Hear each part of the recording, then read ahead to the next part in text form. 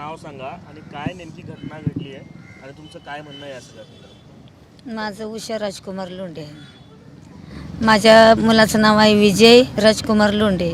विजय प्रियंका लोंढे. त्या माझ्या 2-3 मुलांचा का नाही तिथं अपघात झाला आहे असा मला संशय आहे. मला संशय आहे, पण माझ्या ह्या लहान बाळाला नाही मिळावं म्हणून मी इथपर्यंत आली. काय नक्की तुम्हाला संशय आहे? काय घटना घडली होती तुमच्यापर्यंत? ती आमच्यापर्यंत कशी घटना आली की तुमची तिन्ही पण बाळं तळ्यात शेततळ्यात पडलेत मनुष्याने. आम्हाला एक युक्तीचा फोन आला, पण आम्ही तिथं जातपर्यंत त्यांनी काय केलं, ॲम्ब्युलन्समध्ये आणलं आणि क्वार्टर्सला नेऊन तिथं त्यांनी ठेवलं. मग आम्हाला त्यांनी सांगितलं आमची दखल तिथं कुणीच घेतलेली नाही. तुम्हाला काय संशय आहे? काय आम्हाला आहे की असा की आमच्या मुलाचा आणि सुनाचा आणि आमच्या बारक्या बाळाचा हत्या झाला म्हणून असा मला संशय आहे.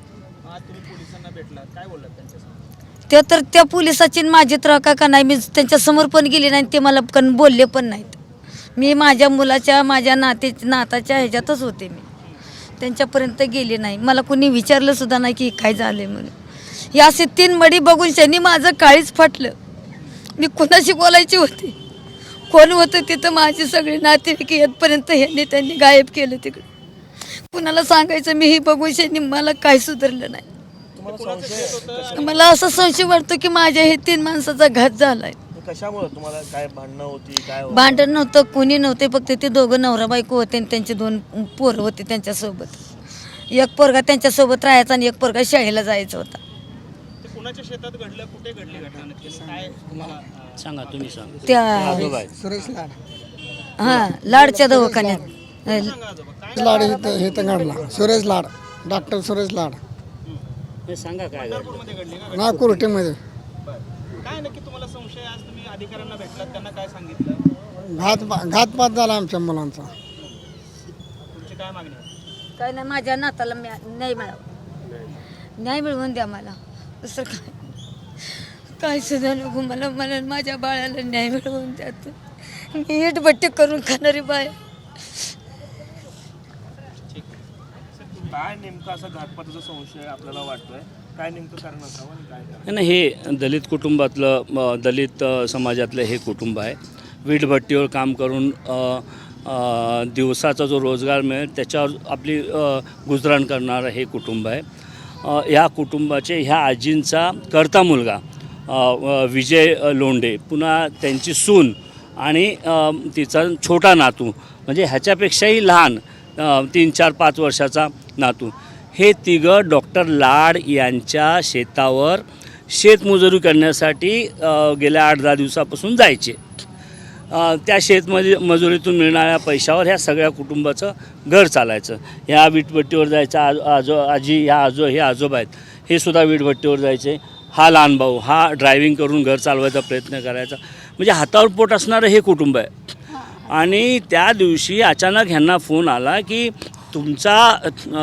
तुमची सून आणि तुमचा छोटा नातू हे दोघं शेततळ्यामध्ये बुडून त्यांचा मृत्यू झाला आहे, मरण पावली, मेलेत. मग हे सगळे कुटुंब एकदम भीतीने घाबरत त्या कोर्टी गावापर्यंत, ज्या गावामध्ये ही घटना घडली, तिथे धावत जाऊन ते समजून घेण्याचा प्रयत्न केला. परंतु लगेच अर्ध्या तासा तेव्हा सांगितलं की तुमचा मुलगा विजू जिवंत आहे. पुन्हा अर्ध्या तासाने यांना फोन आला की ना तुमचा मुलगासुद्धा त्या ह्याच्यामध्ये शेततळ्यामध्ये बुडून मेला. ह्यांचा असा संशय आहे की जो मुलगा अर्ध्या तासापूर्वी जिवंत होता तो कसा काय अचानक मेला. पुन्हा हे सगळं कुटुंब जायच्या आधी तिथे सगळ्यांनी संबंधित लोकांनी शेततळ्यामधले हे 3 मृतदेह JCBने ते सगळं गाळ उपसून ते मृतदेह काढून ते ॲम्ब्युलन्समध्ये असे बेवारस फेकून दिले होते. हे सगळे तिथे पोचले तर हे शॉक झाले. ह्यांना काही कळायच्या आधी तिकडे 5-6 पोलीस ऑफिसर ऑलरेडी होते, पंढरपूरच्या PI होत्या. त्यांनी ह्यांच्यातल्या 2 नातेवाईकांना एवढं मारलं आणि त्यांना तिकडून पिटाळून लावलं. त्यांना मारलेलं बघून हे सगळं कुटुंब एकदम भेदरलं, घाबरलं. काय करायचं काय सुचेना. पोलिसांनी पहिल्यांदा या अशा ADRमध्ये तत्परता दाखवली. लगेच पटापट त्या बॉड्या हलवल्या, पोस्टमॉर्टमला पाठवलं, लगेच क्रियाक्रम करायला लावला. आणि ह्यांचं म्हणणं आहे आम्हाला समजून तरी द्या, कळू तरी द्या कशामुळे झालं.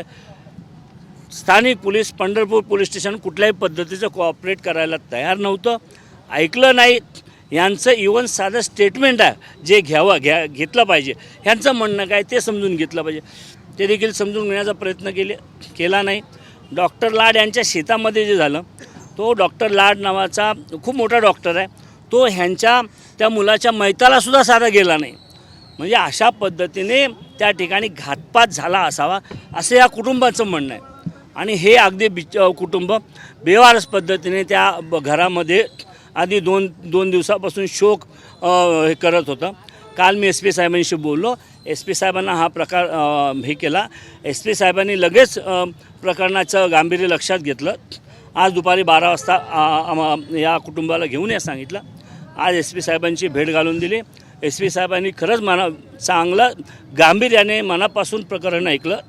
या लहान मुलाच्या डोक्यावर SP साहेबांनी हात ठेवला. ह्याला त्यांच्या डब्यातलं एक चॉकलेट दिलं आणि ह्यांना सांगितलं तुम्ही काळजी करू नका. त्यांच्या SP ऑफिसचा संबंधिताचा अधिकाऱ्याचा एक नंबर घेऊन जा आणि इथे आता SP ऑफिसला त्यांचं स्टेटमेंट रेकॉर्ड करायला सांगितलेलं आहे. आणि स्वतः SP साहेब या प्रकरणामध्ये जातीने लक्ष घालून तपास करणार आहेत. आणि त्या SP साहेबांच्या तपासावर या कुटुंबाला आम्हाला संपूर्ण विश्वास आहे. आम्हाला ह्याच्यात कुठलंही जातीचं राजकारण आणायचं नाही, आम्हाला ह्याच्यामध्ये कुठलंही पक्षीय राजकारण आणायचं नाही. या कुटुंबाला न्याय मिळाला पाहिजे, एवढी साधी सरळ आमची मागणी आहे.